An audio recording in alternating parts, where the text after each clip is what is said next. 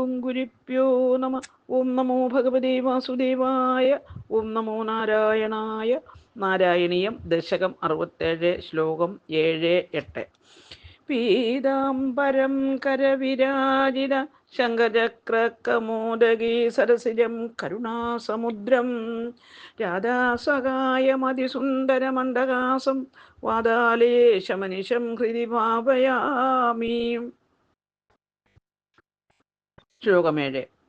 ത്വദാത്മികാത്വായമുനാതടാന്തേ തവാനുചക്രാഖിലചേഷ്ടിതാനി വിജിത്യ ഭൂയോപി തഥൈവ മാനാൻ ത്വയാ വിമുക്താം തദൃശുഞ്ച പ്രാധാം.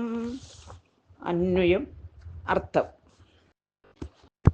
ത്വദാത്മിക ഭാവന കൊണ്ട് അങ്ങ് തന്നെ ആയിത്തീർന്ന ത ആ ഗോപികമാർ യമുനാതടാന്തെ യമുനാതീരത്തിൽ തവ അങ്ങയുടെ ചേഷ്ടിതാനി പ്രവർത്തികളെ അനുചക്രു അനുകരിച്ചു ഭുയാബി വീണ്ടും വിജിത്യ അങ്ങയെ ആരാഞ്ഞ് തഥായവ അങ്ങനെ തന്നെ മാനാൻ ഗർവം കൊണ്ട് ത്വയ അങ്ങയോട് വിയുക്താം വേർപെട്ടവളായ രാധാം രാധയെ ദദൃശുച്ഛ അവർ കാണുകയും ചെയ്തു. ഹരിവു. സാരം. ഭഗവത് ധ്യാനത്തിൽ ഭഗവന്മയമായി തീർന്ന ഗോപികമാർ വീണ്ടും ഭഗവാനൊപ്പം ഏളിയാടുന്നതും ദുരഭിമാനത്താൽ പിരിയുന്നതും വീണ്ടും അന്വേഷിച്ച് നടക്കുന്നതും ഗർവം കൊണ്ട് ഭഗവാനെ വേർപെട്ട് രാധ ഭഗവാനെ അന്വേഷിക്കുന്നതും കണ്ടു. ഹരിവും. ഓം ഗുങ്കുരിപ്യോ നമ. ഓം നമോ ഭഗവതേ വാസുദേവായ. ഓം നമോ നാരായണായ. ശ്ലോകം 8. തഥാ സമന്ത വിപിനേ സമന്താൻ തമോപതാരാവതി മാർഗയന്ത്യഃ പുനർവിമിശ്ര യമുനാതടാന്തേ ഭൃശം വിലേപുച്ഛ ജുഗുർഗുണാസ്തേ.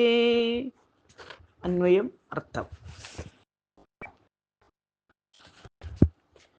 തഥ പിന്നീട് ത ആ ഗോപികമാർ സമം ഒരുമിച്ച് വിപിനെ കാട്ടിൽ സമന്താൻ ചുറ്റിനും തമോവതാരാവതി ഇരുട്ട് വരുന്നതുവരെ മാർഗയന്ത്യ അന്വേഷിക്കുന്നവരായിട്ട് പുന വീണ്ടും യമുനാതടാന്തെ യമുനാതീരത്തിൽ വിശ്രമഃ ഒന്നിച്ചു കൂടിച്ചേർന്നു വൃഷം വളരെ വിലേബു കരഞ്ഞു തേ അങ്ങയുടെ ഗുണങ്ങളെ ജഗു ച കീർത്തിക്കുകയും ചെയ്തു. ഹരിവും.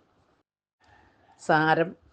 പിന്നീട് ഗോപികമാർ രാധയും ചേർന്ന് കാട്ടിനുള്ളിൽ ഇരുട്ട് കൂടുന്നിടം വരെ ചെന്ന് ഭഗവാനെ നോക്കിക്കാണാഞ്ഞിട്ട് യമുനാവുളിനത്തിൽ അവരൊന്നിച്ചിരുന്നു ഭഗവത് ഗുണഗണങ്ങൾ കീർത്തിച്ചു പാടി. ഹരിവും.